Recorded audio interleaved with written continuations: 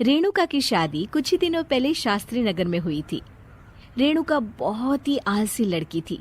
वो दिन भर बेड पर सोती रहती या फिर मैगजीन पढ़ती रहती और घर के काम भी धीरे धीरे ही करती।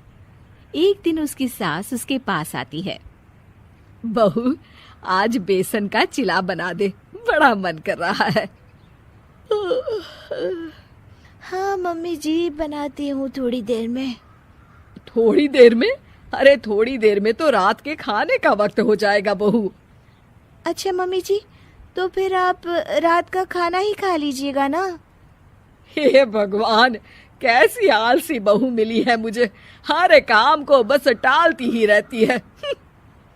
रेणुका दिन भर बस आलस पना ही करती रहती। एक बार रात के खाने पर सब बैठे हैं तो रेणुका का पति कहता है, अरे ये क्या, आज फिर से करेला? रेणुका, हफ्ते में तीसरी बार ऐसा हुआ है कि करेला बन रहा है। कुछ भी बना लिया करो। अरे इतनी सारी सब्जी मिलती है मार्केट में।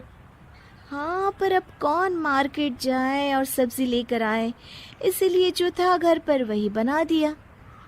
बहू, फ्रिज खोल कर देखती तो पता चलता कि सारी सब्जियां रखी होती है, पर तुम्हारा आलसपन खत्म हो तो तुम्हारी नजर जाए ना। विशाल कमरे में आकर रेणुका से पूछता है, रेणुका, मैंने कहा था तुमसे कि मेरे लिए रुमाल ले आना। मेरे सारे रुमाल खराब हो गए हैं। तुम ले आई क्या? आज नहीं गई, कल ले आऊंगी। ओफो, पिछले 4 दिनों से मैं यही सुन रहा हूँ। बिना रुमाल के ऑफिस जाना पड़ रहा है। तुम तो बहुत ही आलसी होती जा रही हो रेणुका। आपको रुमाल की जरूरत है ना, तो खुद ही खरीद लीजिए ना। हाँ, अब वही करूंगा। तुम्हारे भरोसे बैठा रहा तो कुछ नहीं होगा। एक दिन दरवाजे पर बेल बज रही होती है और रेणुका सोफे पर बैठी होती है, पर आलस में दरवाजा खोलती ही नहीं। अरे बहू, कितनी देर से बेल बज रही है? क्या कानों में रुई डालकर बैठी हो जो सुनाई नहीं दे रही बेल? मम्मी जी, अब आप आ ही गई हैं तो आप ही खोल दीजिए ना दरवाजा। क्यों मुझे ताना मारकर और देर कर रही हैं? अरे वाह, उल्टा चोर को तवाल को डांटे। सास दरवाजा खोलती है तो उसकी पड़ोसन दरवाजे पर खड़ी होती है। दरवाजा खोलने में इतनी देर क्यों हो गई? सब सो गए थे क्या? और ये भी कोई वक्त है क्या सोने का? हाँ? अरे नहीं नहीं, ऐसी कोई बात नहीं है। आइए आइए, आप लोग अंदर आइए। ओफो, इन सबको भी अभी आना था। अब मम्मी जी लगा देंगी मेरी ड्यूटी किचन में।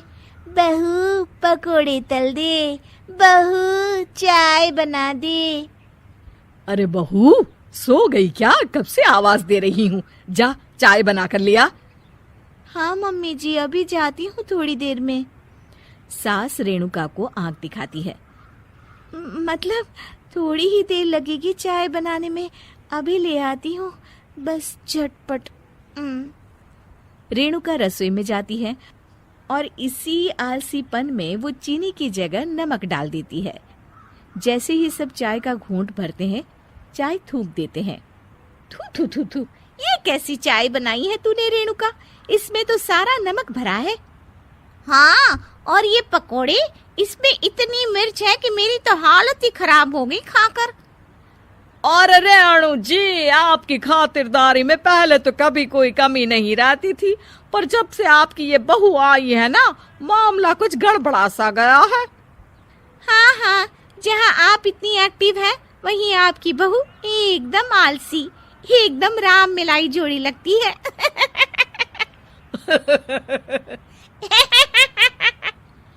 अच्छा जी, चलते हैं अब। नमक वाली चाय पिलाने के लिए बहुत बहुत शुक्रिया। सब वहां से चले जाते हैं। अरे तूने तो मेरी नाक ही कटा दी बहू। वे लोग क्या सोच रहे होंगे मेरे बारे में? मम्मी जी, मैंने तो शक्कर ही डाली थी, पता नहीं नमक कैसे बन गई शक्कर। शक्कर नमक नहीं बना बहू रानी, तुम्हारा ये जो आलसपना है ना, ये उसी का नतीजा है। सॉरी मम्मी जी, अब मैं ये आलसपन छोड़कर सारे काम अच्छे से मन लगाकर करूंगी।